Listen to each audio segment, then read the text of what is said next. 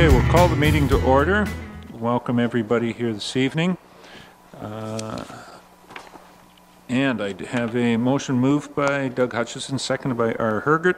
Be it resolved that the Council of the Municipality of West Grey hereby returns to open session of Council at 7:03 p.m. Any questions or comments on the motion? Call the question. All those in favor? Any opposed? That's carried. Okay. Mark, if you can put note in the minutes, there was one item that we went into closed session, and that was the only item that was discussed. There's no public meetings. That brings us down to consent agenda. I have a motion moved by R. Hergert, seconded by Rob Thompson. Be it resolved that items A1 to A3, inclusive, contained in Part 1 consent agenda, be adopted as printed, and further that authorization be given for the actions to be taken as may be necessary to give effect to the recommendations contained therein. Any questions or comments on the consent motion?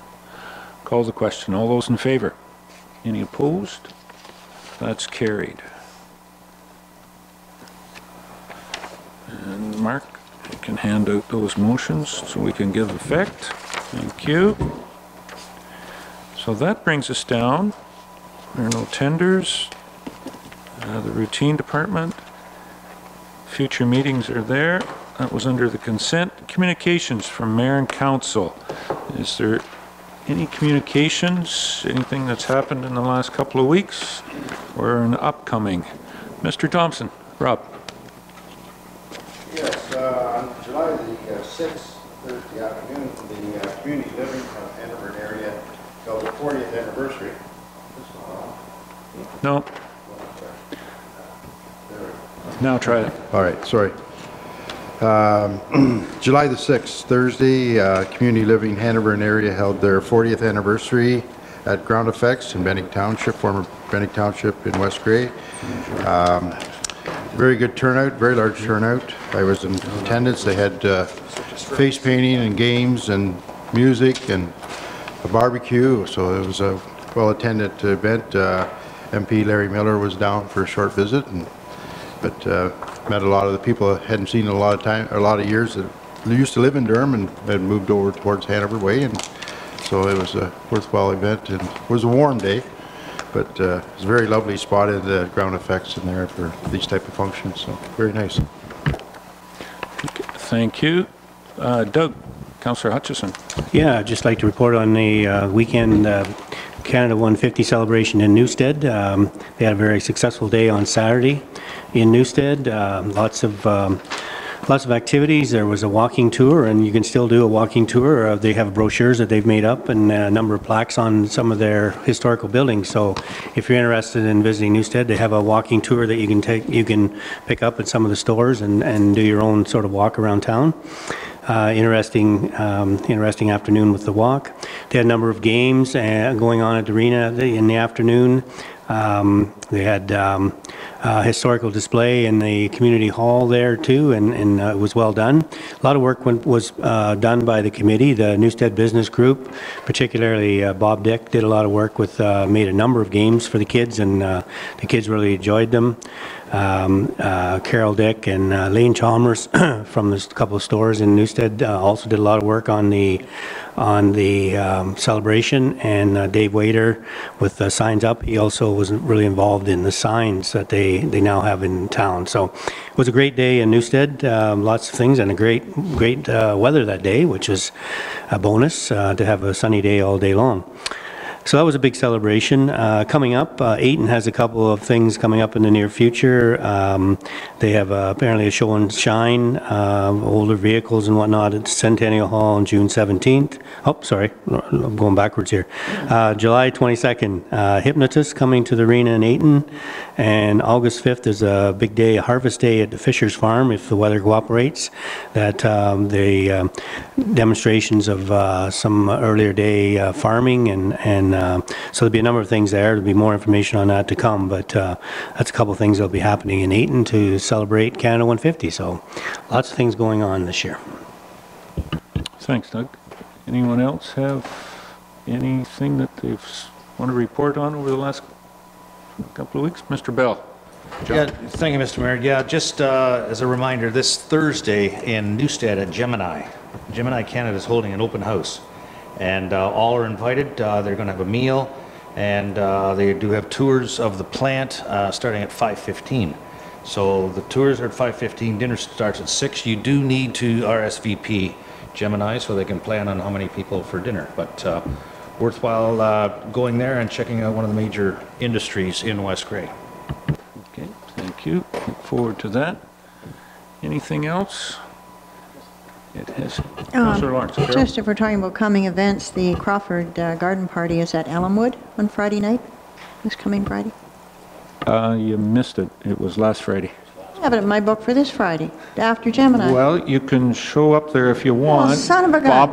Bob, you know, it'll be very nice, you and Jack having your own little picnic out there, but I was going to say, I'm looking at 2 or 3 people in the audience that I had dinner with there on Friday night. Sorry, Carol. Was it good? Well, I don't usually miss it. It was very good, yes. Just that darn book of mine isn't right. I was going to mention that, yes, the Crawford Garden Party that has got moved from Crawford out to Elmwood was on Friday night. 300 and over 300, I believe, was dinner, and then the silent auction and some live music and whatnot afterwards. So it was a very good evening. Sorry you got that mixed up in your. Well, as I said, the picnic tables at the pond will be there for you and Jack or whoever you want to have a picnic with, but won't be quite as many people as what we had on Friday night there. It was an excellent do. Okay, and there is many other activities that are on this that have been on in the last couple of weeks, and a lot of stuff. One mentioned is Gemini there that John mentioned. All right, we have no other updates from council. Do you want to do 5 minutes, or do we want to jump to... Well, we've got a couple of the other delegations are here. What I could do is...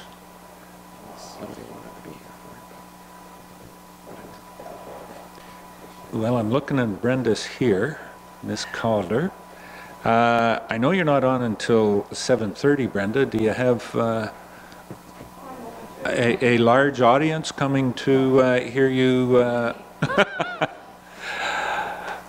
Brenda Calder with the West Bentinck Pioneer Cemetery, Mary Rutherford Cemetery, as it's more commonly known. I think Brenda wants to give us an update and a little bit of what's going on. There'll be a gray button on that. Okay. Oh, it's not the first time she's been in front of a microphone. Just learning.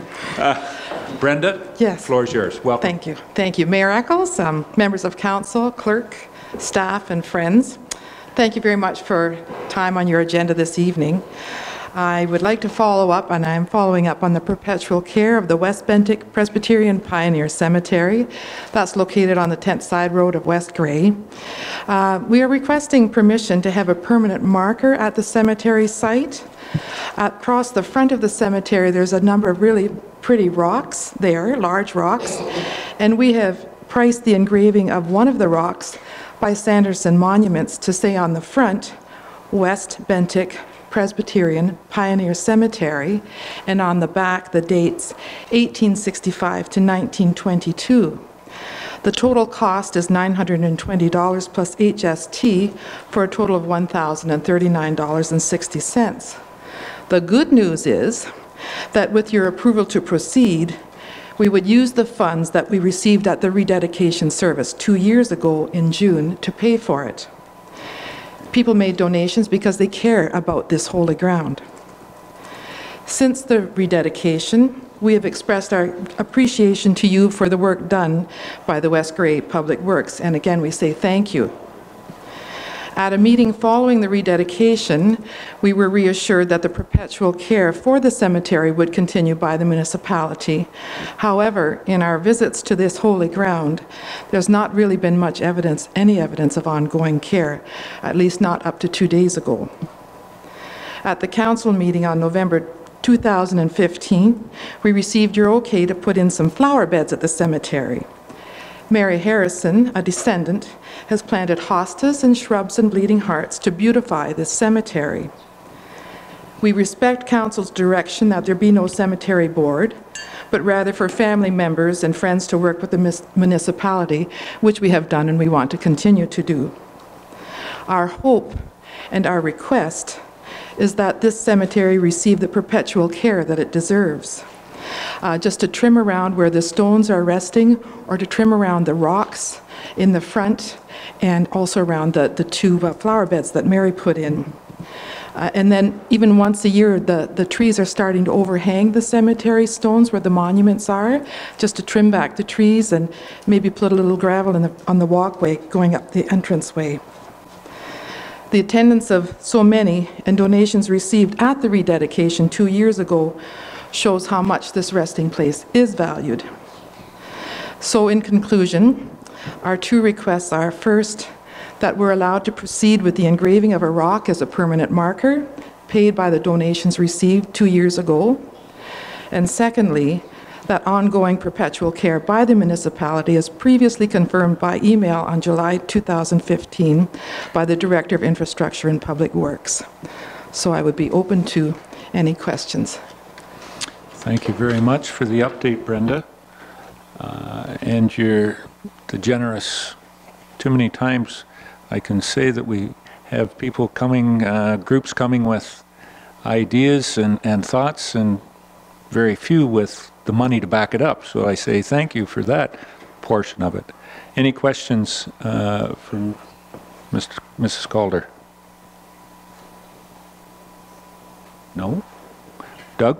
Councillor Hutchinson. So just a question about the care. So what are you looking for? What is the suggestion in terms of care? Like cutting the grass? And you don't even have to cut the grass, Brenda. just some weed whacking around the cemetery stones and around the rocks and the flower beds. It would take maybe 15 minutes of a weed whacker. You don't have to go back with anything else.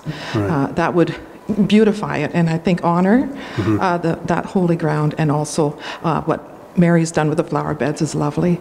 But now, right, the ferns are overgrowing the rocks, and it's not, I don't think, honored the way it should be for what could be a minimum of perpetual care.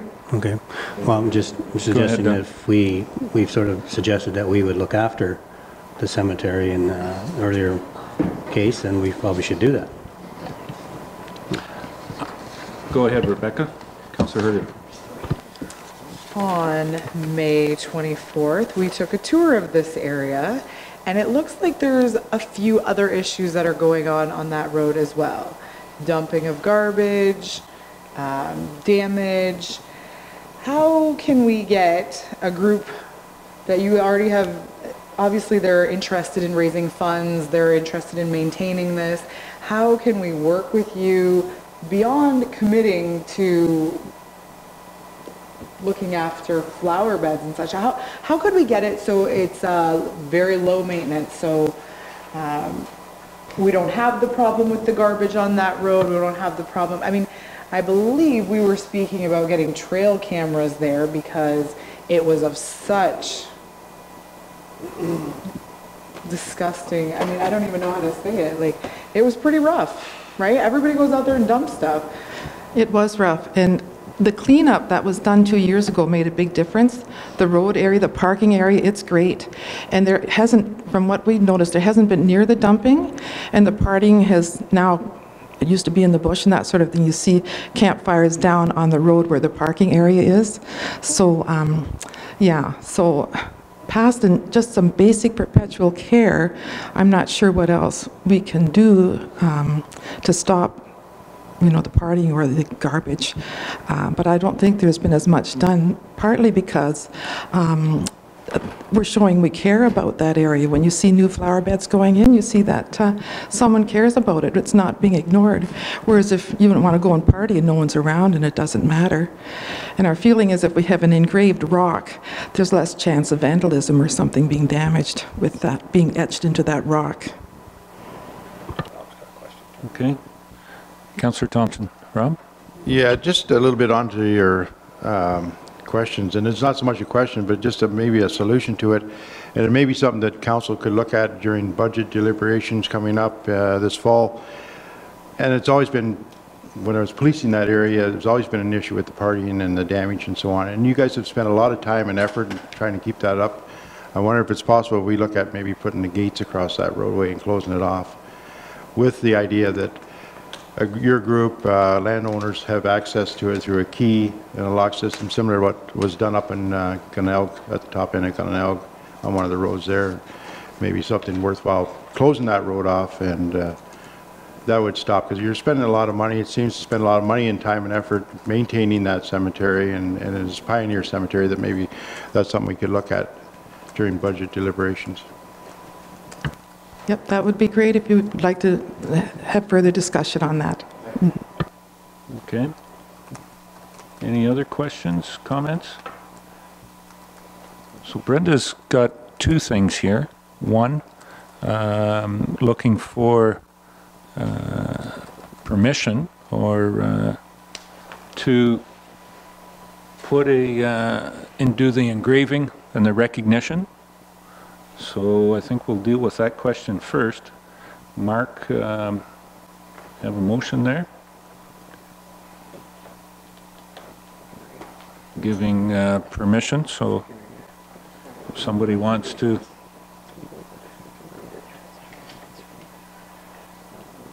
And then we'll maybe try and deal with the other one. I know, Brenda, that there was an awful lot of, there has been a lot of effort, as you said, about the garbage and the cleanup. Maybe that's part of the reason that staff hasn't been able to get the weed whacker back there, because there's been no room in the truck by the time they get all the garbage. It is an ongoing thing. I think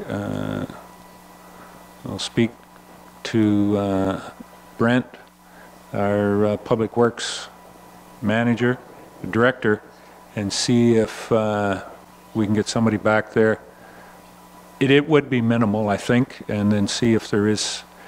So you're looking at, part of the proposal would be, if I remember right, the stones were brought down, laid in a cement, but there's still a couple of stones up the hill walkway? All the stones are interred down below. There's nothing further. That was all moved and filled in. Mm-hmm. So everything is down in one spot, in one area, yes. Okay with that? Okay. I have a motion moved by Bev Cutting, seconded by Carol Lawrence. Be it resolved that the Council of the Municipality of West Grey hereby approves the placement of an inscription noting the West Bentinck Presbyterian Pioneer Cemetery, with funds being provided by private individuals from proceeds from the rededication held a number of years ago. In June of 2015. Yep. Mover and seconder fine if we take out a number of years ago and just put in June 2015? I was going to change it to a couple of years. Yeah, we'll just go back to it. Yeah, June of 2015. Okay. All right. We'll do that. Any questions on the motion? Rebecca? Councillor Hergen. If we go ahead and get this engraved and then there's any sort of vandalism or damage to it, who is on the hook for the ongoing maintenance and care of it, of this rock then? I think that's kind of a risk we have to take, you know, and if it's damaged, then we'd have to address it from there. But initially, we just think it's one of the more secure, lower risk ways to acknowledge the cemetery with a marker. And I would say, being there, since the stones, the headstones have been placed, there really hasn't been as much evidence of vandalism. Not that we've or damage. noticed. No, not like, there used to be all kinds of broken beer bottles and all kinds of stuff, but not near what it was, or No. very little. Yep. So they'd be etched. Would we be responsible? I guess, I don't, yeah. Carrie's kind of nodding her head, and we could address it at that point in time, but, yeah. it's one of those things without a stone hammer, it's pretty difficult to say that you would have much damage. Okay. Rebecca? Is there any sort of marker there now? No, there's not. Okay. Okay, thanks. Any other questions on the motion? Call the question. All those in favor? Any opposed? That's carried. Probably should have asked that. You've got an individual company that's going to do the engraving and whatnot? So Yes, you can Sanderson continue on. Monuments, Ottawa and Sound. Do you think with the amount of traffic we have on that road, Brent, we're going to need traffic control, lights put up or something? No, I think I jest there on that. The second one was, and I guess I'll direct that towards you, Brent, and I hate to say this, but it would probably have been something that has slipped through the cracks, Brenda, from the change of from one director to the next, about addressing that. But Brent, do you think we can have Public Works address, by the sounds of what Brenda says, about a half an hour of just a little cleanup and some brushing? Already noted, Your Worship. Sounds like it's already being done, Brenda. Thank you very much for your assistance, your approval, and help to really honor this holy ground. Thank you. Oh, thank you very much, and thank you for somebody from outside the municipality taking the time to help out in our municipality. Appreciate it. Thank you, Brenda. Okay. I thought I had a clerk here to tell me what to do next. Oh, there he's back. That's him. Okay. We did have one, and we've jumped. The first one was a Bill Bishop was here, was on at 7:15. Mark just went to check, and he's not here. We do have another delegation this evening, was scheduled for 7:45. But I do recognize that Mr. Kuiper is here. Kyle, would you mind jumping up in the queue at all? Just proper legal description. Yeah. Okay. Our second delegation is Kyle Kepfer. In the agenda, I have to apologize. The description, you're here to talk about a proposed granny suite, or granny flat as B. I think it is part lot 25, or on the 13th of Bentinck. Somehow or another I got it on the agenda as part lot 63, concession 2 of Normanby, and I apologize for that. You're from Bentinck. Disregard what it says here. Kyle, you're here. If you want to just use the podium, that would be appreciative, and we'd like to hear you out. So there'd be a gray button there. Just push it on the top. There you are. The red light's on, so you're live. Kyle, floor is yours. Thank you for having me here. I'm not used to talking in front of a bunch of people, so you're going to have to excuse how maybe I bring some things across. Yeah, just here, like to get a granny suite in here for Laverne Kepfer on my property, and I had called into the municipality about it and asked them if I can put a trailer in on my property, and I guess I should have said mobile home. My apologies about on that, but I went ahead on Goodwill, put the trailer in there, and go to apply for a septic permit, and that is when Mark said that, you know, we probably can't put a mobile home on the property. So he said he's very helpful, and said he could maybe propose for a granny suite. So that's what we did. I believe there was a meeting, I don't know if it was a couple weeks ago. I had notice of it. I was supposed to be here and I didn't make it.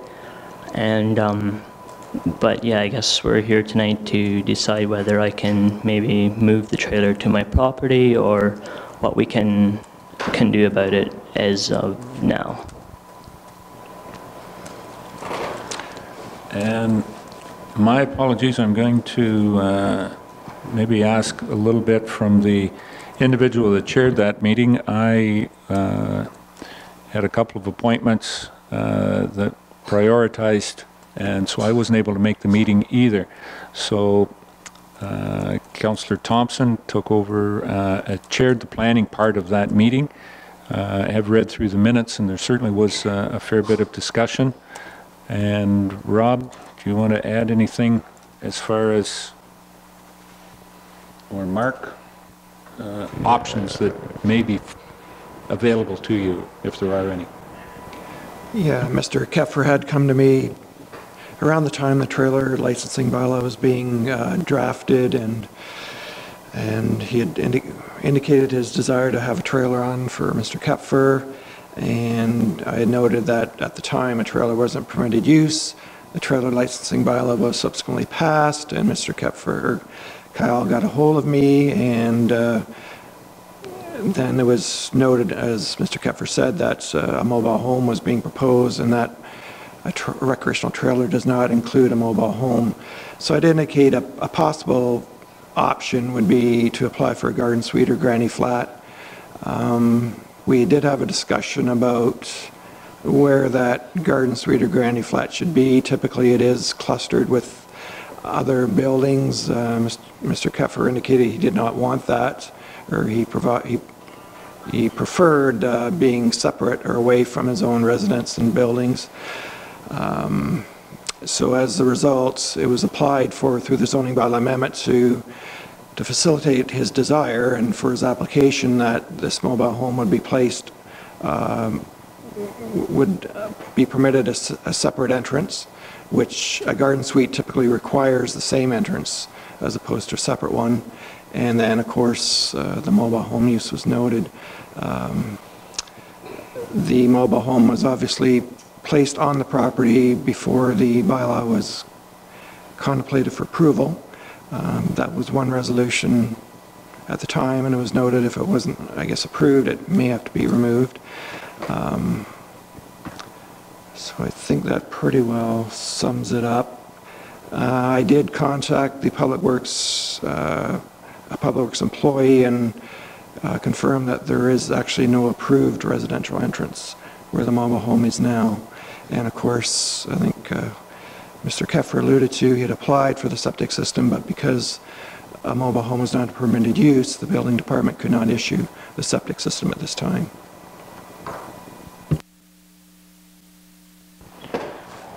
Okay. Any other questions, thoughts? Doug? Councillor Hutchinson. Yeah, so when we met last week, the county official plan did say that you know, that a garden suite needs to meet the criteria that the buildings are clustered together. So, and also sharing septic and well. So I'm not sure how your system is working now, because the trailer seems to be quite a ways away from your original house. So I'm not sure how you're working with that. But I guess my question to Mark, if Mr. Keffer was to move the trailer, does this mobile home, if it was moved to within the close proximity of the other buildings, does it qualify as a garden suite, or is it outside the jurisdiction of being classified as a garden suite if it was in the cluster of the other buildings? Yes, it certainly would meet the requirement of the same entrance, for instance, and it would meet, I believe, all the other requirements. It isn't necessary actually to have the same septic system or well. It can be shared if the septic system is adequate to support more than one dwelling. So yes, if it was amended, the bylaw would, or it was changed to the clustering, the bylaw would be amended, and at the public meeting, which unfortunately, Mr. Kepfer was unable to attend. I know the municipal planner noted that to facilitate that, there would probably be some kind of setback or building envelope within the cluster where the mobile home could go. I think the planner mentioned within a 50-meter radius, for instance, but that could be at the discretion of council with some discussion with Mr. Kepfer. Again, Mr. Kepfer prefers that it be isolated from his cluster, but if council is only willing to even consider approval subject to the clustering, then I guess, I'm not sure, Mr. Kepfer may be reluctantly agreeable to that, I'm not sure.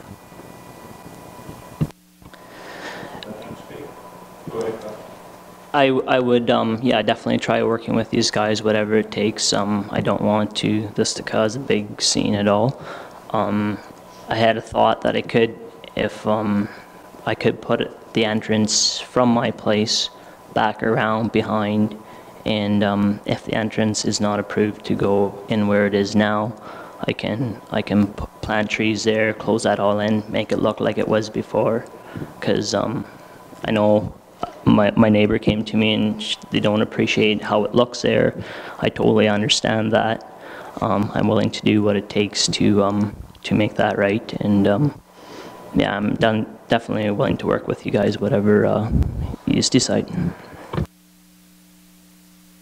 Go ahead, Doug. So how does the well and the septic system work then? Now this becomes, being at that distance away, it now becomes a home, right, rather than a granny flat? No, it is a temporary use zoning bylaw. It is being proposed for a 20-year period, which the Planning Act provides for garden suites. It's really at the discretion of council if they wish. It was applied for that 20-year period. Mr. Kepfer has the right to apply for that. It is at the discretion of council if they would entertain a lesser time frame. If Mr. Kepfer doesn't agree, perhaps he would say he wants it 20 years, and then council would have to make that decision if they would approve that with a 20-year period, if that's something if you want a lesser time frame. But again, there is no septic system at the current location, so whether they utilize the existing one if it's adequate, or construct another septic system for the mobile home. And after that 20-year period or 10-year period, whatever, the applicant does have, under the Planning Act, a right to apply for a renewal of that use, but for a period not to exceed 3 years. And that's again at the discretion of council. Okay, Doug? Yep. Okay. Councillor Lawrence. Carol? Thank you. I certainly couldn't agree to 20 years. I could agree, if I agreed, it would only be 3. That mobile home is 57 years old now. It's a 1960 model. They, as you know, they tend to deteriorate. I'm a 58 model. Yeah, well, are you deteriorating? But they do deteriorate. Like 20 years is ridiculous. I would say 3 years and no more than that. And we have the right to do that. And if everything was okay, I suppose it could be extended. But I have a problem that all of this was placed on there without any permits. A driveway put in, you've got 2 buildings there built, you've got hydro in. Like, you've just gone ahead without any permits and without any approval. So how would we know that you would move this? How could we be guaranteed?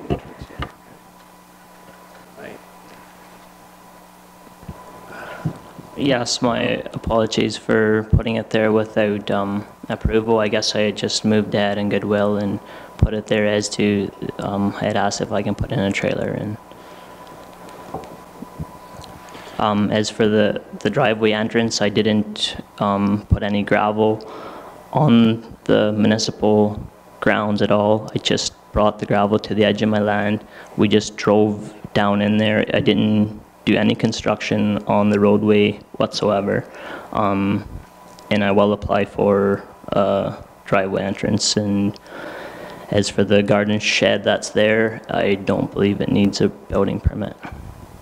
I believe there's 2. We see 2 in the picture, 2 buildings.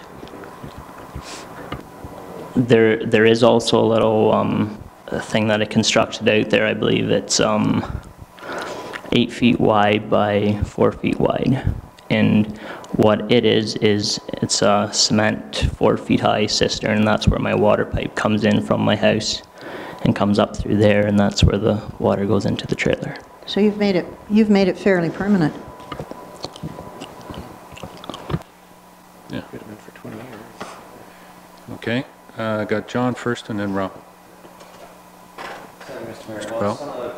Oops, thank you, Mr. Mayor. Some of the questions I have been answered, but I agree with Councillor Lawrence. I don't think we can, certainly don't want a 20-year time, don't want a 10-year time on something like this. I think 5 and maybe look at it at another time. But going forward, Mr. Kepfer has expressed a desire to work with the municipality. There are some situations that need to be addressed, and those revolve around building permit, sewer and water. So we gotta do this the right way, or we can be in a lot of trouble ourselves too. So the fact that you went ahead without doing this first, we're gonna have to play a little catch up here and make sure this gets done right. So your willingness to work with us, I think that speaks volumes. But we have to. I think a 5-year term. First of all, let's see how it goes, and if the driveway gets eliminated and things get put the right way, we can maybe do something at a later date. Okay, Rob, Councillor Thompson. Yeah, I was just going to say what Deputy Mayor Bell had said, but I want to add to it. I know this trailer, this mobile home is 60 plus or whatever, close to 60 years old.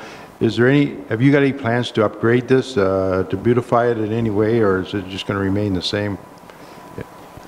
Yes, that's another thing I like to do is the roof, it's eventually going to start leaking, I know that, so I like to build a little bit of a truss system on it, not very big, but make it look more like a home instead of a trailer, how it is. And I would definitely like to do a lot of landscaping around there and plant some trees and beautify it, yes, but I just don't want to go ahead and do that until I know what... With the thought of moving it to cluster it yes. onto the other property, then do some upgrades to it to make it eye-pleasing, I guess, as best you can.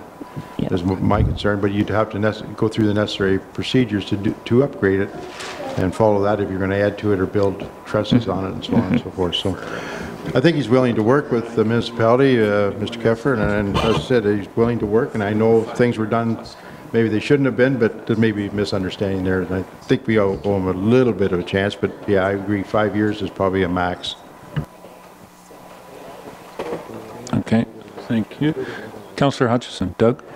Yeah, I agree. You know, we definitely would like to work with you, but I look at the notes from our planner also, and our planner has stated that allowing for a garden suite on this property has merit. However, the mobile home should be located within the cluster of buildings existing on the Keffer lot and not 320 meters away for a few reasons, including those expressed by the neighbors. So I would like to see this trailer be moved, find a location maybe closer to your own property, your own houses there, maybe in behind, so you can share a road, share some services if that's possible. But I definitely think it needs to be closer to your own buildings rather than 320 meters away. It needs to be clustered. Yeah. Any other questions or comments? I've heard a few suggestions here. The bylaw is in front of us this evening,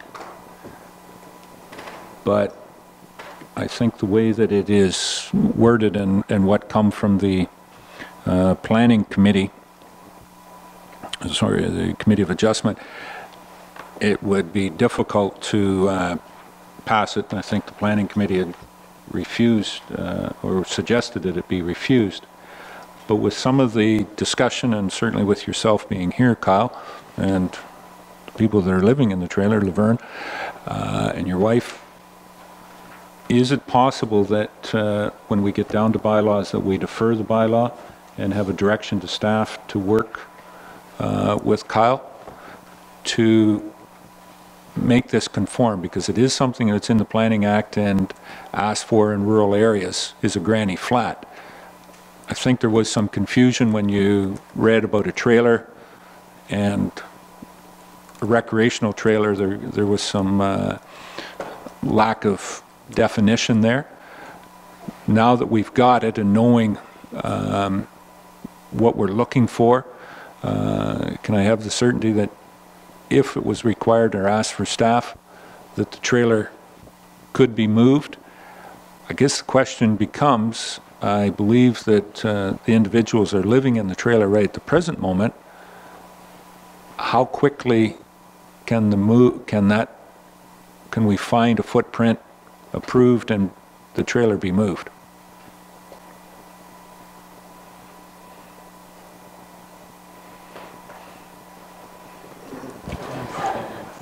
Yeah, I mean, I guess whatever you guys feel fair would be. If it would have to, whatever time frame you can give me. I mean, it's not going to be the easiest task taking it out of there, moving it and putting it back in. But we can definitely make something work, whatever. Yeah, and I think clerk wants to make mention of something here, working with staff first. Yes, so if council seems supportive of an amended zoning bylaw that would end up clustering the mobile home with your own dwelling or outbuildings within a certain perimeter, and that's something the municipal planner and I can discuss with you.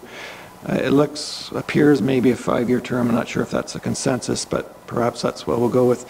Again, if you're favorable, that's your call to determine whether or not, if you want 20 years, we can take it back to council. 20 years, it may not be passed, but so if you're 5, and then if everything's working well, you have an opportunity to reapply for 3 years. The only thing I'm going to say is we could have that ready for the August 9th council meeting. If Mr. Kepfer moves the mobile home in the meantime, and the bylaw isn't supported, that it's only, yeah. So. Well, I guess I'm looking at it and you know, can there be a time set up with staff, something that be worked with staff at this point in time, that there be a place in and or around the cluster of buildings? I mean, that's the idea behind a granny flat, is that, you know, support for the family one way or the other, either for grandparents or individuals of that ilk to look after some of the children, or for the children, special needs, to look after the grandparents, but to be able to have them still independently living. But that is the idea of being around a cluster and not another home on an unsevered parcel of property, on the property. Is it possible, and council, looking to council in consultation with staff, because we're in this unique position right now where we have, if we shut the home down right now, it's going to put 2 individuals out onto the street. In this case, the side road. And I'm not sure that we, you know, in West Grey are looking to do that, but is there a way that we can find in the next 3 weeks, or as Mark says, even before the next council meeting on August 9th? Yeah, I could bring it back August 9th, the proposed zoning bylaw amendment that would reflect, I think, council's direction, if Kyle and Mr. Kepfer, Laverne both agree in substance what council is proposing. And that's a discussion we could have maybe next week when the planner and I aren't on vacation. Again, there's that vacation word. What is that, Mark? Councillor Lawrence. Carol? We would require the elimination of the new driveway, would we not? I believe, because it's illegal. There wasn't a permit. It's not and a driveway, yeah. Also, I would hope that we would approve where we're seeing cluster, but it would be approved by council as to where it's being placed, because certainly the neighbors are not happy with it, and you know, there's a lot of things to look at here. So I believe we need to be satisfied that it's in such a position on that property that it's acceptable. And as you know, Councillor Lawrence, we have approved, I'm going to say, a number of these, and staff has always worked with and has a pretty good understanding of council's understanding of what a cluster, you know, where the cluster is, and, you know, 75 to 100 meters in that area of the principal residence on the property, and that's what we're looking for, and to use the same entrance so that we don't end up with more entrances all over the place. The entrance part probably isn't a big issue. It's sitting down with staff, trying to figure that out before August 9th and have the ability to move by August 9th.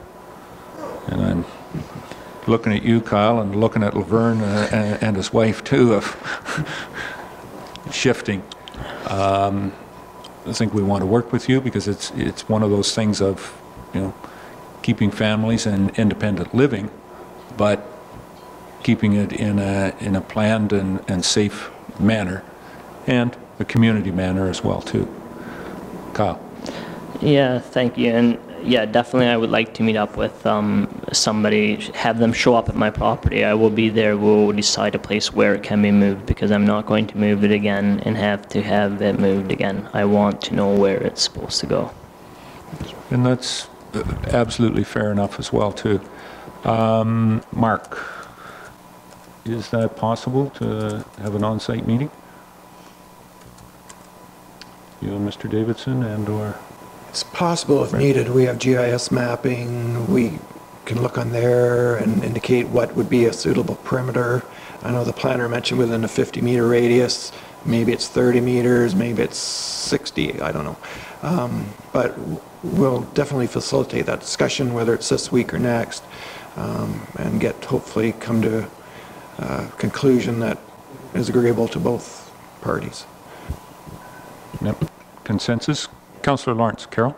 Well, I think Mark has just made the comment that I was going to, our planner said within 50 meters. Not, you were saying 100 or 150 meters, but he did say 50. We have, because of, I don't know, geography or whatever, there's probably one or two that we have passed that have been outside that 50, and I was generalizing when I said 100, but not much outside the 50, so I wouldn't like to, and that's the idea of being in that cluster. I think we all understand that. So can we leave it that with staff to meet with the Kuipers, and as Kyle has said, figure it out and be brought back to us with an agreement and an understanding of what is required of a granny flat, because I think, Kyle, you were under the understanding to start with, and part of misunderstanding that it was, on the recreational trailer aspect when you mentioned first. So there, we need to be more concise. I apologize for that misconception, but now that we've recognized it, willing to work with us and rectify the situation and make it compatible into the neighborhood. We're okay? Thank you very much. No. Rebecca.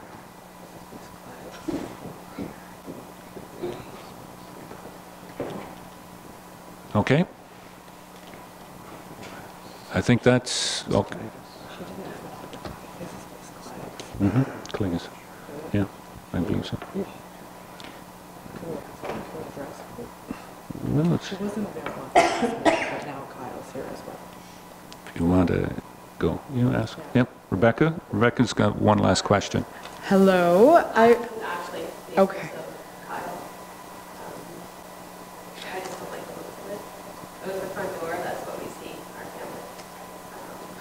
So you went to Brings our property value down. I have no problem with Kyle or Sterling. It's just the look of it. Our neighbor beside us looks at the same view. He's upset as well. There's 22 residents in the area that signed a petition. Basically, we just don't know what to do. Do you think if there was this clustering, do you think that these 22 other people would be satisfied with that? Does that seem agreeable? Farm, then we won't see it, right? Because across from us is just like a property of trees. And that's why we moved there, to be out, in nature, not having the trailer beside us, right? Yeah. I just wanted to address that and then see if that was okay. Okay. All right, and that's, I think what I was mentioning was, you know, the community at large being adaptable to that, so. We okay with the plan, Kyle? And working in the next week or shortly thereafter. Mark, you've got the contact information for Kyle? It's in Bentinck, right? Thank you very much for your time. Okay, all right, thank you, Kyle, and everyone. Thanks, Ms. Clegus. Yeah, yeah, it's time to go to bed now. Very good. Oh, Mark, no, no. Our first delegation, Mr. Bishop. Have you been able to track him down, Don? No, even the media can't find him. We haven't heard from him, so I'm going to take it. I didn't check my answering machine. I came home tonight. Well, anyways, if needed, I guess we can reschedule Mr. Bishop at another time. Any business arising from the previous meeting? Okay, we're down to staff reports then. Carrie, welcome, Ms. Mighton. And your first report, I believe, if I can find it here on page 45, not 65. Darn it. Okay, is the accounts. The vouchers are there. Is there any questions on the accounts that we have before I get the... It's the only one I'll do before I get the motion and have it on the floor. Seeing no questions at this point on the accounts, I have a motion moved by Bev Cutting, seconded by Carol Lawrence. Be it resolved that the Director, Finance Treasurer be authorized to pay the accounts presented as voucher number 13, 2017 of the Municipality of West Grey in the amount of $395,573.52. Any questions on the motion? Call the question. All those in favor? Any opposed? That's carried. Thank you. Okay. Carrie, the next one is on the stewardship program, dealing with the automotive materials. Anything further than what we have? It used to be covered under the overall Stewardship Ontario, and they're just sort of separating off different pieces. So this is an agreement now, instead of Stewardship Ontario handling it, this automotive materials stewardship will handle it for the recycling of this type of waste. So it's just to get that in place, and it's very similar to the Stewardship Ontario agreement. It's now an offshoot of it. Okay. Any questions for Carrie? Doug, Councillor I've just got a question about how that all works. So we're talking recycling of oil filters, old oil, etc., from our depots. How does that happen, Brent or Carrie? How do we do that?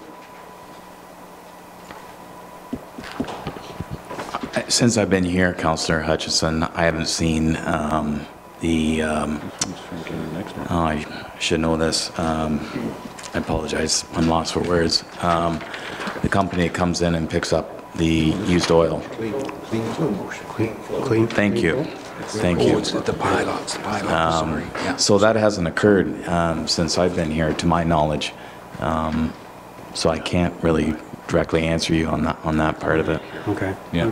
I'm just curious how that works. Because in here they talked about depots, and I just wondered, we don't have a depot in our municipality, right? Not that the public can come and, like, we have our hazardous waste day that we, or they can go up to Owen Sound to the depots in Owen Sound, but we don't actually have depots where we can accept from the public, with the exception of our one hazardous waste day that we have each year. Right. So we obviously are transporting our materials to somewhere else. Outside using the hazardous waste days, right? Yeah, like we have it at our public works garage, and someone comes and collects it from, that bin of used oil, but we don't transport it. It's from inside the shop, and it's not that we're transporting it on the roads. Right. We have a company that comes and picks it up in their trucks Okay. and So it's disposes of it. basically change over management of the companies that's doing that process, right? More the, where we get our revenue from for the recycling, instead of the grant coming from Stewardship Ontario, it'll come from this automotive materials stewardship. And we Okay. get a small grant amount for recycling the used oil and filters and things. So the procedures and whatnot, the on-the-ground stuff's not changing? No, it's it's just the finances. who gives us our money back on the rebates for the recycling of the material. Okay, thank you. Any other questions on that? Well, that'll be coming later in the meeting as the bylaw to approve that or accept it. Okay. The next one. Everyone's favorite, the asset management plan regulations. Councillor or Deputy Mayor Bell and myself, oh sorry, no, I don't think you were at the last County Council meeting. So we had a presentation on this from what the county, from a consultant that's worked with the county's asset management plan, and he was grilled very much on this and the expected regulations. But I've spoken to, and it wasn't accepted very well, the proposals at county either. Is there any comments from anyone of council here on this? Doug, Councillor Hutchinson, Sorry, you're on. Left my button on, so I guess I'll comment. Yeah, just from reading from what Roma and Emo are saying, and there seems to be a real concern with the cost to this. Like, obviously, asset management plans have their purpose, but it seems like they're making this very restrictive, and it sounds like it's going to be, when you get into bringing in engineers and whatnot, that it's going to be an added cost to municipalities. So I guess they're asking for our support to say no to the provincial government who's trying to tighten the regulations, is the way I read it. Is that correct? I would say that's part of it, but it's almost like we were too good, municipalities, at getting asset management plans together. The province has said, oh gosh, we made that too easy. Oh, we better add another dozen regulations into this, and basically makes you start over again, is about what it adds up to in my mind. And yeah, Amos going, we're doing a pretty good job, but what you want now, you're going to have engineers stamp engineers approval of the engineers or consultants that you've had put it together. And that was one of the questions that was asked at the county last Thursday. Where are you going to find an engineer that's going to stamp another engineer's work? And where do you find those very specialized, whether it's in water and sewer assessments, to road assessments, to building assessments? You're not going to get one engineer to bridges to do the whole thing. And as you see in the report, 200 of the 444 municipalities are less than 5,000 population. One, there's not enough engineers to do it in Ontario, and two, over half of the municipalities in Ontario could not ramp up staffing to even start looking at the in-depthness that the province is asking for this.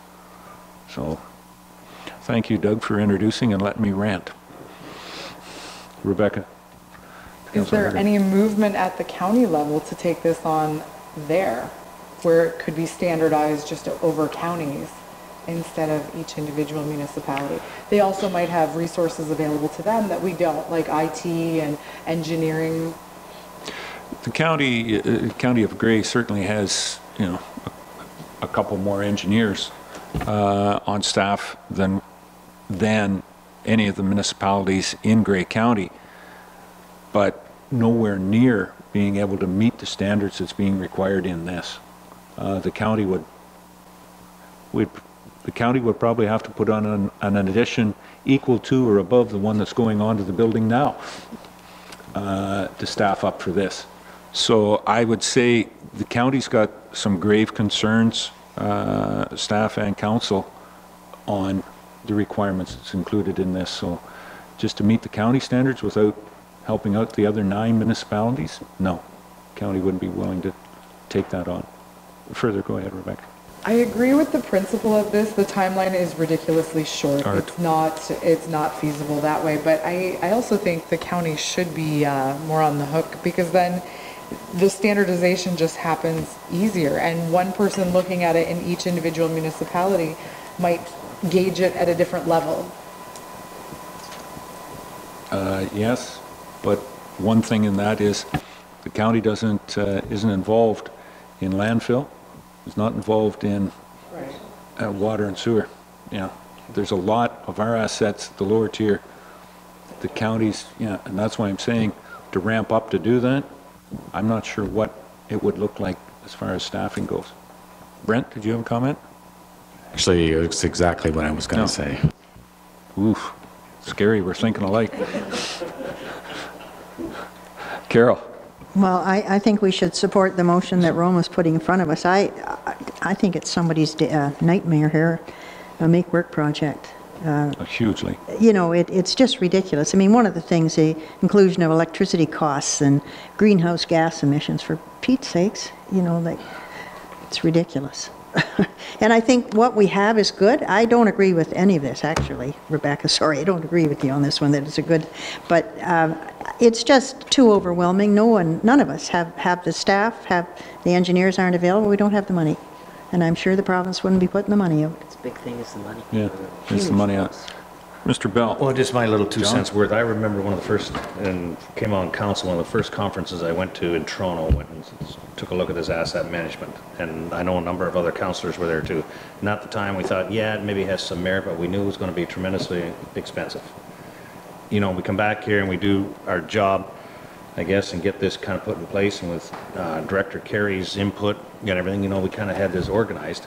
And as the mayor has said, you know, we kind of thought it was all organized, and then they dump a whole bunch of other stuff onto us that is even more expensive, more onerous, and I don't know where it's going to stop. But I mean, it has to stop now, because there's a lot of municipalities, there's no way they'll be able to afford to put this in place the way the province wants it to. So, yeah, we need to support this, and I mean, Roma needs to take and run with this, which I think they will if they, I can't think of anybody that's going to vote against this, really. So that should send a message. Brent? Just an FYI, Your Worship and Council, I've been advised that OGRA, in association with Marmac, are going to be putting on a presentation at AMO with this very idea on asset management. And West Grey is one of the 10 stakeholders that have contributed or agreed to partake.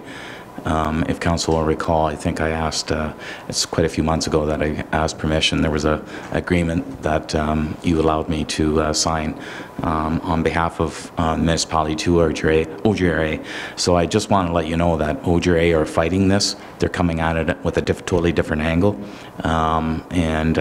West Grey is using Marmac, or I'm working with Marmac at a fairly reduced cost per annum to host our asset management material and software and move forward. I've got a lot of thoughts and ideas that Marmac are interested West Grey getting up to speed, and I'm hoping that by the beginning of the new year that West Grey will have made many strides, and I'm really pleased or hoping to share that information with Council. I think you'll be quite surprised at the information that I'm going to be able to present to you, and the maintenance of the product is going to be very easy. So I'm looking forward to sharing that with Council in 2018. Thanks, Brent. I don't know whether I've read this or introduced this. And it's quite an asset management project just to read the motion.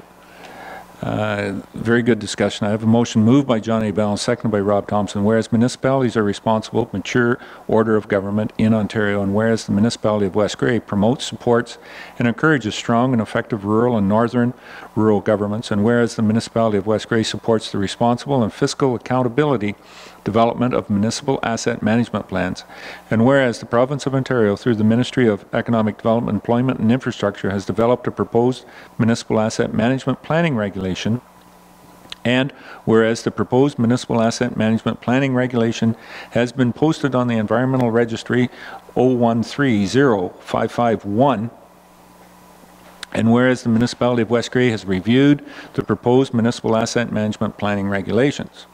Now therefore be it resolved that the municipality of West Grey agrees that the proposed municipal asset management planning regulations is 1. Is overly prescriptive, 2. Does not reflect the principle that municipalities are responsible, mature governments, 3. Incrementally increases engineering costs for municipalities at a time when the demand for engineering firms and expertise may exceed the availability, and 4. Will create a resource and fiscal strain on our municipalities and others, more specifically the small rural and northern rural communities that have limited staffing capacity, being the most vulnerable and sensitive to an increasingly burdensome regulatory environment. And further, be it resolved that the copies of this motion be sent to the Minister of Infrastructure, AMO, and local MPPs. Any further questions, comments? If I could, from the chair, one of the things that has always come out of this, and certainly by supporting the rural and northern municipalities, it's good to have asset management plans when you're huge, you know, and be able to develop a fiscal program around replacing or maintaining those assets and knowing where they are. The one thing about, and I remember it was Councillor Plume that sat right there when asset management came in, and he says his comments at that point in time where they're trying to tell us that we don't know where the bridges are in my municipality and where the salt shed is. I know, and I know that the roof needs to be replaced at a certain point in time. Why do I have to, you know, have 16 pages of paper to tell us that it's there? And I think with some of the small rural municipalities, this is exactly what it is. It's not only do we know, you know, when the road was hard surfaced, we know from some of the individuals out there when each pothole happened in that road. I can see Bob shaking his head out there because he tells us about every one of them. We're that close. And it, you know, it was good at it's been good learning curve for us, but to change the whole program again and go 14 steps ahead, or I think is back, is a bit ridiculous on asset management plans. Thank you. Any other questions or comments on the motion? Call the question. All those in favor? Any opposed? That is carried.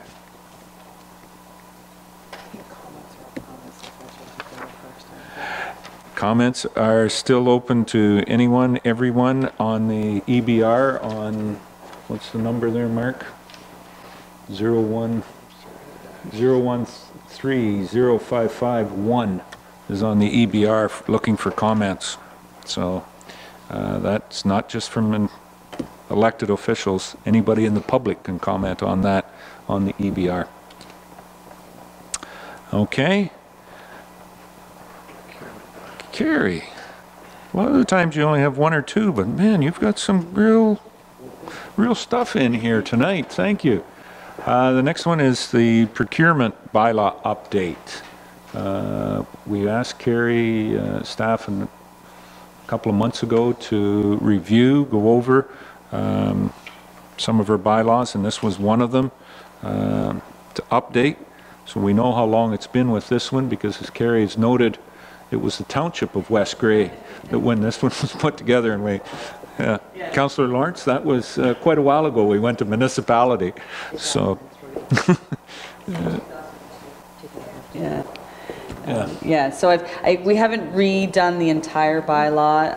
I've just sort of noted the sections that we kind of touched or added to it, reviewed neighboring municipalities, Hanover, Southgate, Grey Highlands, also Grey Counties, purchasing policy and bylaws. And that's where we pulled a couple of those new sections, the purchase by negotiation and cooperative purchasing sections. And then otherwise we've increased the limits a little bit higher. But other than that, the rest of the bylaw has remained kind of intact from what it was before, just sort of tweaking some of those levels in there just to reflect the growing expense items, grader tires that cost $24,000 in one purchase. It's not really reflective of some of the actual purchases that need to go on these days. So, but if there's any questions or comments, this was sort of a first run through, but for your consideration. Councillor Lawrence. Carol? Thank you. I was talking to Carrie about this under definitions, and it would seem that it's like an authorized purchaser and the person holding the positions of the following, and it seems to be senior management, which it should. So my question was, why is the deputy treasurer in there? Because that's not senior management. And I thought that Brent's, not Brent, but his title should be included there. It might be under department head, but so are those other people, department heads. And Carrie said that department heads, we could have a definition on that, because I question, would that be like Steve and Tom and our facility managers, because they do purchasing as well. So I don't know, Carrie, did you get anywhere on that at all? Yeah, like some of the other bylaws do have another section 3.2 or whatever. We could add a section. Department head shall mean a head of a department operating within the municipality of West Grey, being the department head of administration, infrastructure and public works, parks and recreation, building, police services, fire services, and library services. So instead we could remove the deputy treasurer if you wanted from that 3.1, and then following that have a definition for department heads, and sort of listing the services. Some of the other bylaws, that's how other municipalities have done it, but other than that, I like, there's more flexibility in this, and I like the raised limits. I mean, 5,000 might have been okay back then. 2,000, yeah. It reflects today's budget numbers. And I like the municipality instead of the township. And we may have to research, there may be a couple of other ones that are still that way out there. Rebecca, Councillor Herget. Let's go to page 128, 7.7C. There's no challenges to the tender process have been made by any interested party. Is there a mechanism for challenges in the Municipal Act there, or should we have another paragraph about how the challenge to the tender would go and so on? we can certainly add that if that's, I'm not sure if it's in the Municipal Act or that it would have that. I don't believe, just off the top of my head, that it would get that specific as to how to handle a challenge. But we can certainly come up with some verbiage if we want to flush that out. If, you know, other than just someone advising us in writing, you know, that they have a dispute with how we handled a tender, and then review, you know, who it would go to, what the committee or council would go to, but we can flesh something out if that's something that you're concerned. Rebecca, can you pull that just back a little? Sure. Yeah, there we go. Something else, paragraph 10 talks about advertising. Where would we advertise? Can we make it that we would always advertise in a local publication as well as any of the other opportunities to advertise? Carol? Well, I don't know if you'd want to say we always do. You might say if possible or if appropriate, but I don't think you would want to, I don't think you'd want to say. We serve this area. And I know, but it's not always appropriate. You know, like you might want to go to the Daily Commercial News to call a tender to build a building or something. I'm not, you know, I would say if appropriate. I wouldn't make it mandatory. One of our things in our strategic plan, though, is to promote economic development. So if we're letting people know right here in our backyard that there's opportunities for them, I think that would be relevant. And this is our opportunity to discuss the procedure in which we would invite people to put in a bid. And I guess if I could comment on that, it's probably towards Public Works, if you wanted to say something, Brent, but there's 2 or 3 things, purchases that Public Works, there's nobody local that does it. And that's, I think, you know, would we, yeah, a fire truck might be one. That might be the last one that we purchase. Spending money on advertising in a local paper when there isn't a local provider for a fire truck. Yeah. But I think what Carol says, you know, yeah, we would, where appropriate, and the tender, you know, would always, you know, or there would be a notice on our website locally that we are tendering for. You know, it may be advertised in the daily commercial news or something of that nature, not just in the spotlight.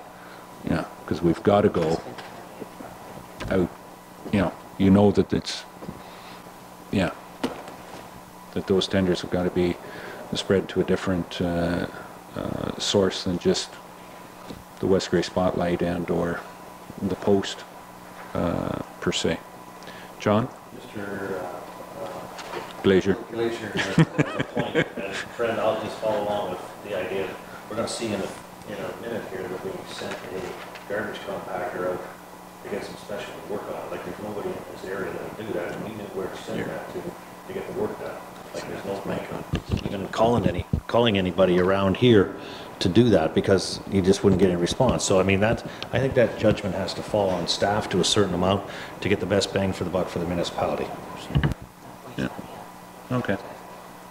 Brent, further? Sure, if I can finish in getting back to Councillor Hergert's concern with regards to placing ads in the paper. The department has a fairly exhaustive list of local contractors that they've been able to establish over a number of years from tendering, and that comfort level, I guess, if we're advertising locally, where we actually automatically send those people tenders. We don't wait for them to call. We at least that's what I've done in the past practice this year, especially, is I get the list from Joyce, and I forwarded to the local people to make sure that they have them. Then I pick our cheapest alternative, which putting ads in the paper, even the Hanover Post, is roughly approximately $200 to put an ad in the paper. Having done that, are we achieving anything more than just at least advising the public that we're being open and transparent? But newer technology, advertising on the internet, I'd like to move forward, and I've talked to the Director of Finance about this, and you've also seen our web-based page that we're now putting bids and tenders. What I'd like to do is reach out to, and further that by reaching out to all contractors to register and get it automated so that when we do put a tender on the website, they automatically get a kick out on their email that to notify them, hey, you better check West Grey's website, there's a tender there available for them. And what that also does, secondly, is if there's ever addendums issued to the tenders, again, it kicks out a notification to those people so they know they have to check. So again, it comes back to the responsibility of those people or those 10 contractors or suppliers that they have to keep coming back and checking our website. So we're not having to do the work by having to go back in and email, because if we ever forgot to email somebody, then it creates liability for West Grey. So again, I'm trying to move it into a better, well, it's 21st century kind of technology moving forward in that direction. You are correct, or I think Councillor Lawrence said it. Just recently I advertised the Durham Bridge on the DNC, Daily Commercial News. That was due to a specialized project. There's nobody around here that, at least I thought so, when I've corrected that, but there's nobody in my estimation that has the skill and ability to create specialized work that or what I was proposing. So again, Councillor or Deputy Mayor Bell said it plainly, is we have to use common sense too when it comes time to specialized items require you can't go anywhere else. You have to go to the sole source, and we're tied to the price that those people give us. So as you will find out in my report coming up very shortly. Okay. Good discussion.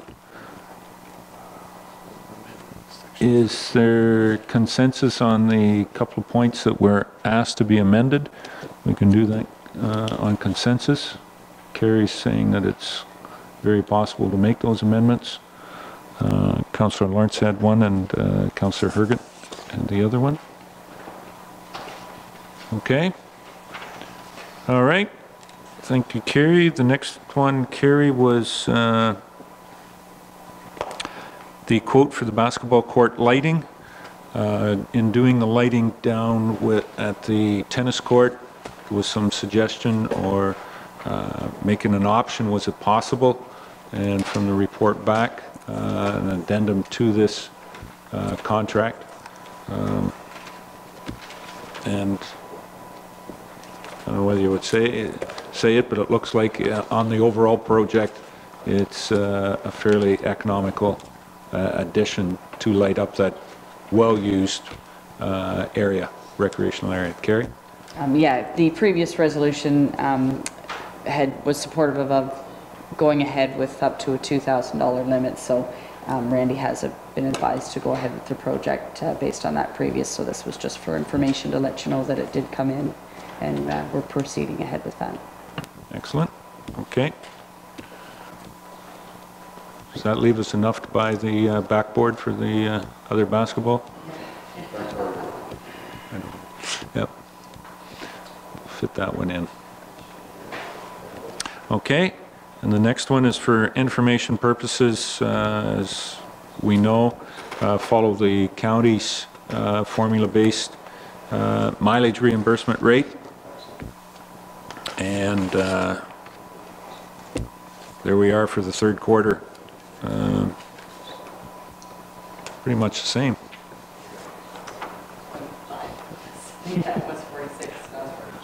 Yeah, gone up half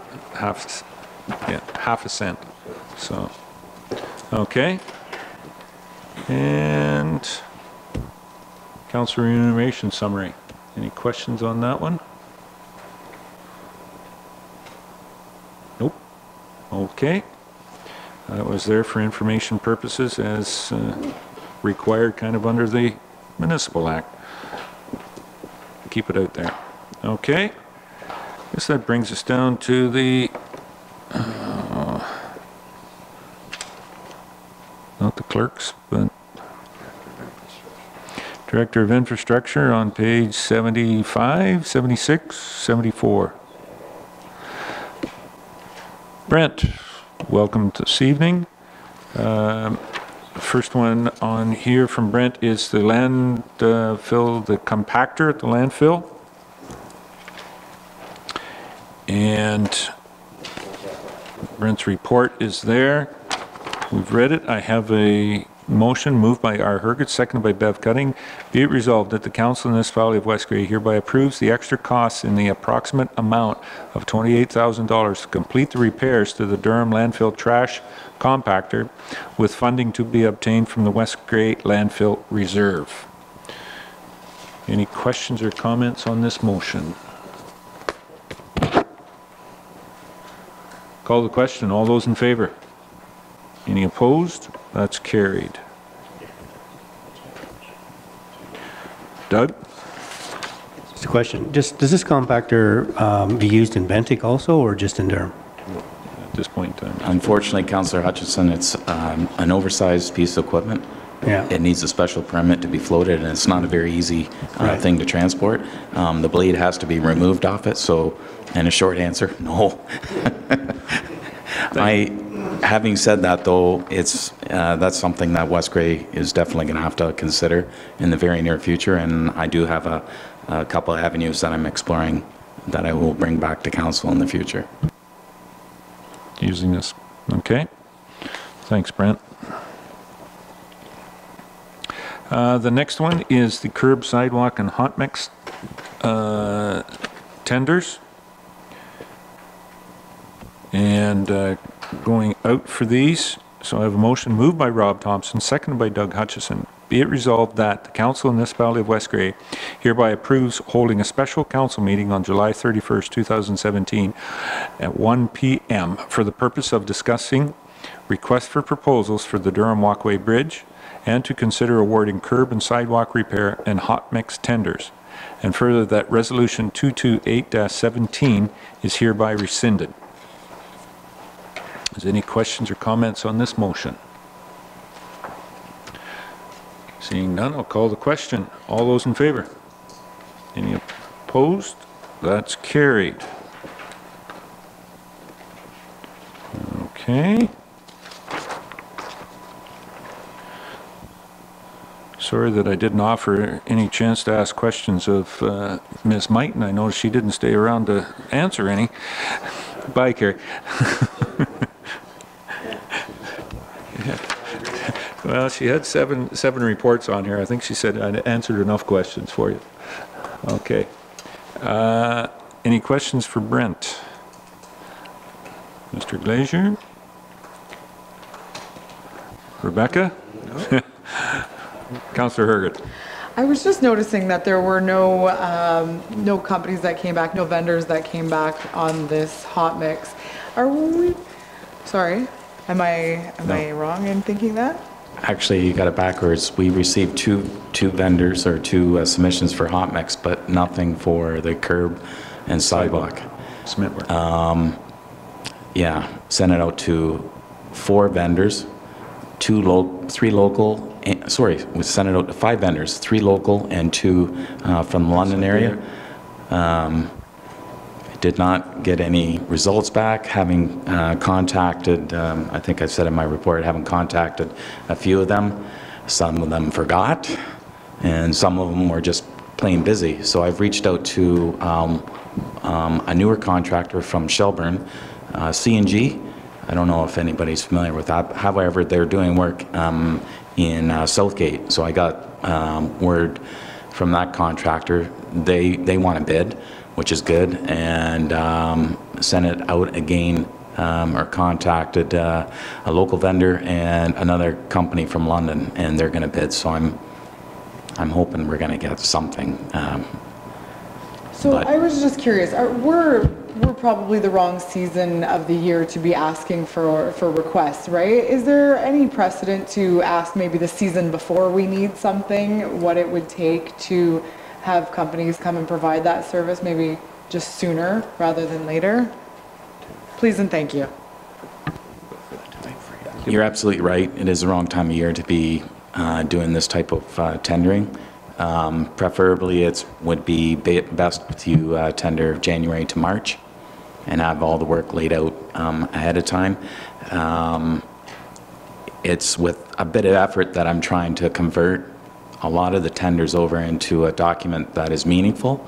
So it's taken me some time. However, it's taken me this year to do it, and next year will be a lot simpler. A lot of those tenders, the base or the grass foundation of the tenders will be done, and it's just a matter of tweaking a little bit. So there won't be, I guarantee you, won't be doing this next year at this time. Thank you. Mr. Bell. And then I'll get you, Carol. John? Brent, yeah, thank you, Mr. Mayor. Brent, the roadway into the well, when was that slated to be looked at, to be done? We'll put it that way, to be done.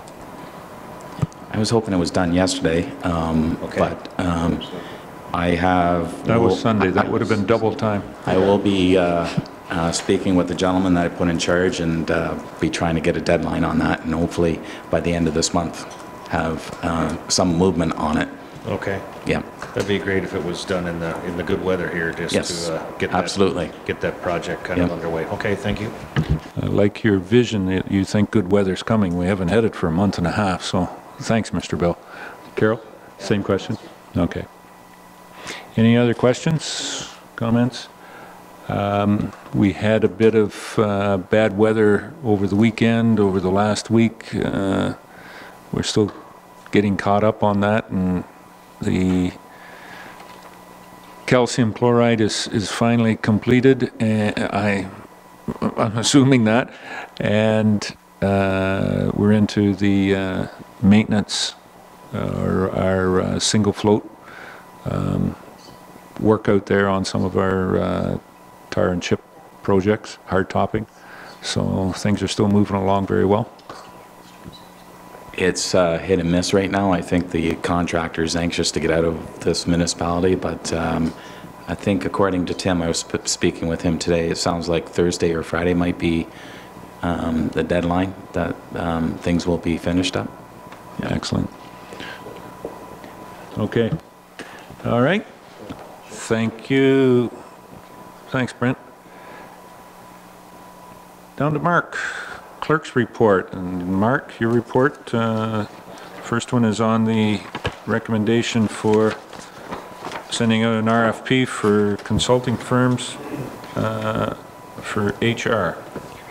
Yes, so council appointed an ad hoc committee consisting of councillors Lawrence, Hergot, and Hutchinson, and Mayor Eccles as an ex officio member, with some assistance from the clerk, to draft a request for proposals to retain the services of a consulting firm to provide recruitment services for the position of the now vacant CEO deputy clerk position.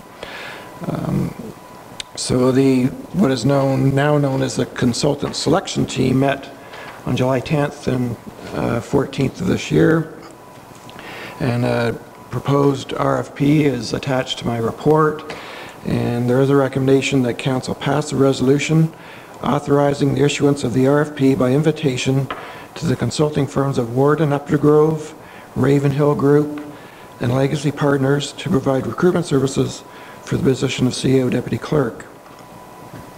If approved, the RFP issuance date is proposed for tomorrow, July 18th. The RFP closing date is proposed for August 1st at 1 p.m. and the RFP award date is proposed for August 9th, 2017, which would be during the council meeting of that day. If there's any questions, certainly can assist, or the selection team can also respond. Jump in. I'll put the motion on the floor, and then if there's any questions. I have a motion moved by Doug Hutchison, seconded by John A. Bell. Be it resolved that the Council of the Municipality of West Grey hereby authorizes the issuance of a request for proposals, RFP, by invitation to the consulting firms of Ward and Updergrove, Ravenhill Group, and Legacy Partners to provide recruitment services for the position of CEO Deputy Clerk. Any questions or comments on the motion? Councillor Cutting. Bev. Where are those three firms situated? Ward and Updergrove is kind of local. They're in Listowel.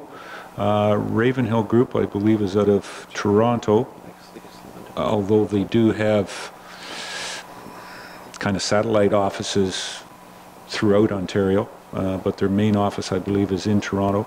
And Legacy Partners is out of London, I believe it is. So, got that kind of a cross-section, big city and small local.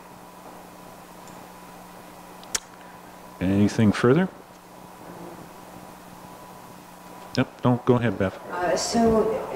On here, where it's talking about the RFP, is it in here or is it in our resolution that will say that not necessarily the lowest bid will be accepted?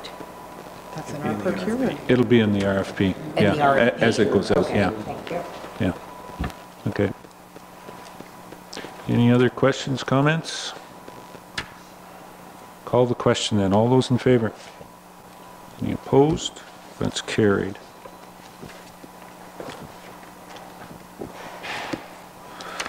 Okay, here, Mark. Any other questions, Mark? No? Then we'll go down to bylaws.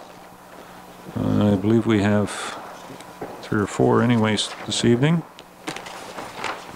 So we'll ask hand out the motions to get those on the floor. Thanks, Mark. I defer, of course, 73. Oops, there's 73 there. Give me that one back, please. Yeah. You want to defer it or just not introduce it? Just defer it. Introduce it. Yeah. We don't have to introduce it to defer? It. Yeah, okay. Just note that it was deferred. Yeah, we can make the note of it that it's deferred.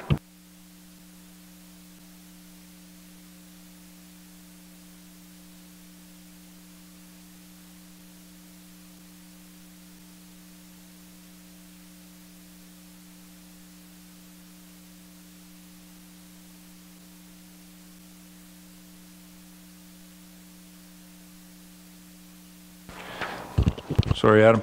The bylaw number 70 was the municipal automotive materials bylaw that was discussed with the finance director.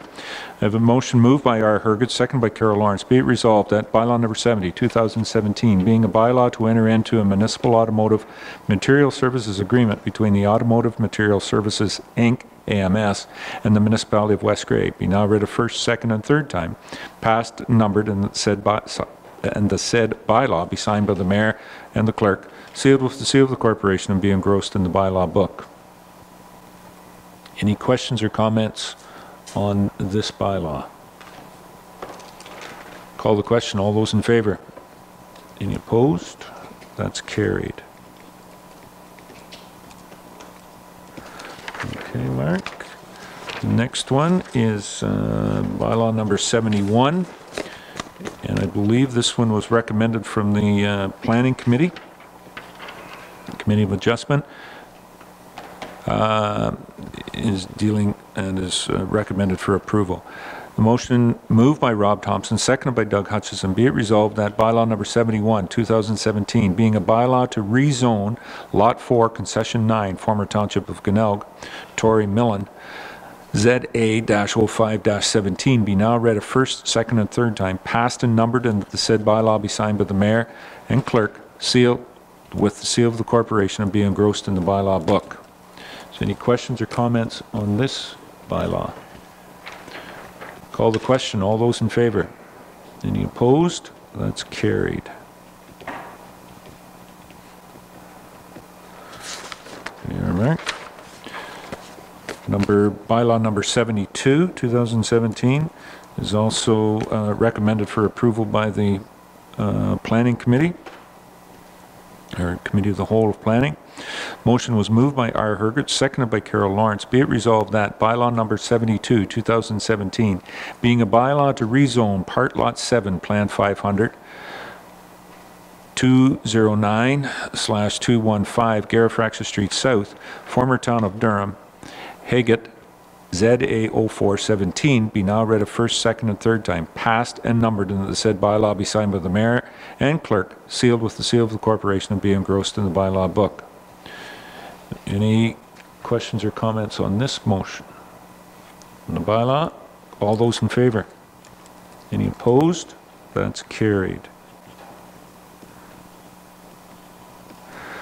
Bylaw number 73, after discussion with the delegation, has been deferred to at least the August, and it may be at the first August meeting, and it may take it to the second one. But hopefully we'll have it prepared and ready for the first one. Bylaw number 74 is a bylaw that was discussed with the Director of Finance on the procurement of goods. It's a motion moved by Rob Thompson, seconded by John A. Bell. Be it resolved that bylaw number 74, 2017, being a bylaw to provide for the procurement of goods and services and the disposal of surplus goods, be now read a first, second, and third time, passed as amended and numbered, and that the said bylaw be signed by the mayor and the clerk, sealed with the seal of the corporation, and be engrossed in the bylaw book. Is there any questions or comments on this motion? Mark, one thing. The former bylaw, should we rescind that one? Should we mention in here to rescind? It is. It's in, It's in the bylaw itself, or I know that sometimes it's in the bylaw. bylaw that is to rescind. Okay. Sometimes we've done it both ways. That's good. Any other questions on the bylaw? All those in favor? Any opposed? That's carried.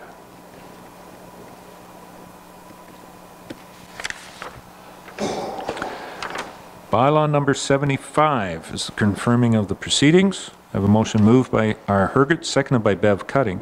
Be it resolved that bylaw number 75, 2017, being a bylaw to confirm the proceedings of the July 17th, 2017 council meeting, be now read a first, second, and third time, passed and numbered, and that the said bylaw be signed by the mayor and clerk, sealed with the seal of the corporation, and be engrossed in the bylaw book. Any questions on this motion? Call the question. All those in favor? Any opposed? That's carried. New business, Councillor Lawrence. Not new business. Just a question on 73, which was deferred. In what form will we get it back? Because there has to be amendments, or will we have a new bylaw? Because this one is not suitable. I'll bring back as bylaw 73 of 2017 and amend it So it'll as come through council as directed. amended? Yes. Okay. It hasn't been introduced yet, so, but I'll retain that 73. It'll be on us, and yeah. All right, thanks. There's comments from this side. It will be Bentinck that we're amending this to. No guarantees. Sorry, Mark. So yeah, yeah, yes, that was our planner. Yeah, it's a good job he's on holidays. Any new business? Addendums? Any notice of motion? There's no need for closed session. Question period. At this point, we always ask, is there any questions from the audience on anything that was on the agenda? Mr. Trimble. Just again, wondering on the bylaw of property management, being the CEO's not here now, where that's gone and what's being done with our property standards. Because again, I see there's been nothing done whatsoever across the road from my house, which is going to affect the price you guys get for the house beside you. And I question Mark said it meets bylaw standards. Mr. Hutchinson asked me 3 weeks ago when I was going to clean up and make my property look good. And it's like I come here how many times a year and ask for this? I get like zero response. And it's not just, there's lots in town. So your bylaw enforcer, is there a report that we can, public can actually read and see what we're paying for? As public knowledge, or? And the reason I'll allow the question, Don, is I can kind of catch it through that it was through the last committee of the whole. We had a report. Our bylaw enforcement officer was here and spoke with us. Is after a lag or a lack of follow-up from staffing with an appropriate staff person to do bylaw enforcement. She gave a very good report, and yes, she's a little bit overwhelmed by the amount that is out there, but is getting caught up very well. If you do have an issue with that property, I would suggest, file the appropriate complaint on it. And she is addressing those ones to what the bylaw is in place. And it's a fine line. Can your standards be changed? Because Mark said that house meets bylaw standards, that it could be, house can be abandoned and plywood grow over the windows and stuff. Like, or could I ask for a recommendation of lower taxes across the road? I pay $8,000 a year. Maybe I should get a tax discount. You can do that. I think you do know the way to do an assessment appeal on that, and that's your option. You can do that. I think Mark wants to, and we could relook at the bylaw as well too, but Mark, you had a comment? Sure. Yeah, since I have taken over the property standards and bylaw enforcement officer complaints, like any complaints regarding bylaw enforcement, property standards, it did go to the CEO, and now it's going by default to myself. I did actually meet last week with Jennifer Watson, our bylaw enforcement and property standards officer, as well as another administrative assistant that's taking care of registering the complaints on master list or file. We have updated a number of those complaints where there was some work that maybe wasn't completed as should have been. I have sent out actually a number of letters that also were to be sent out to complainants, advising them of the status of some of their complaints that should have been done according to the complaint policy within 30 days of receipt.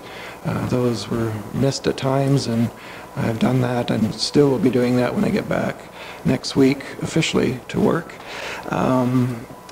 My recollection is regarding the property near you is the bylaw enforcement officer said yes, that is, it is deemed to be in conformity to building code or property standards requirements by the boarding of those windows, etc.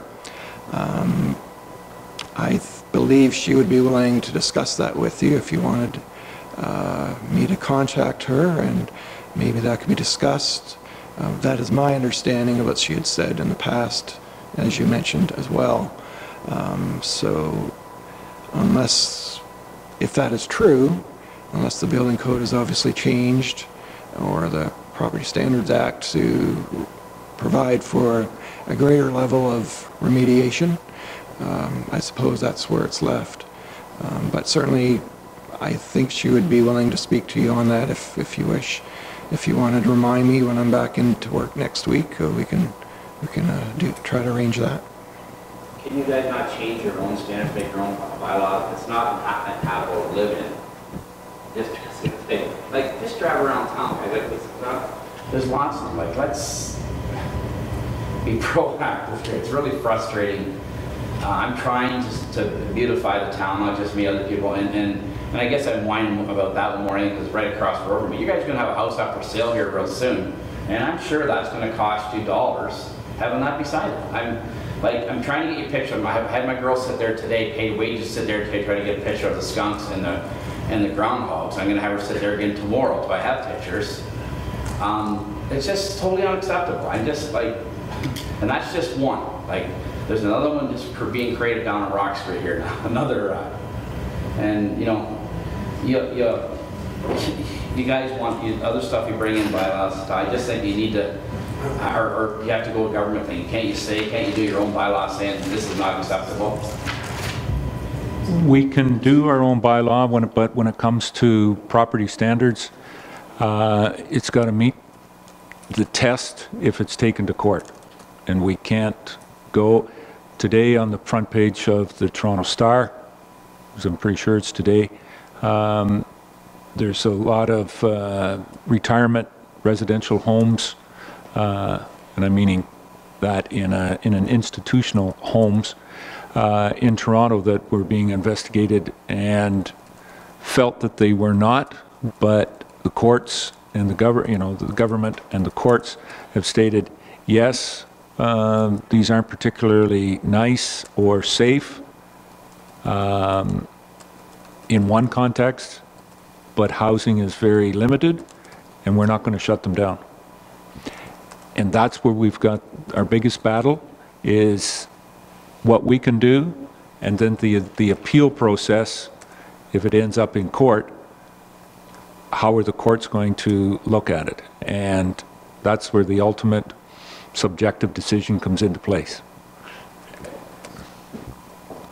And I know it's frustrating, Don, but yeah, it's frustrating for us as well too. You would expect. Any other questions? We're good. Municipal Act notices. Adjournment. Ms. Hergert. Ms. Hergert. Boy, Training, training, training. Ms. Herget moves that we adjourn. Thank you, Rebecca. We'll stand adjourned until July 31st, or the call.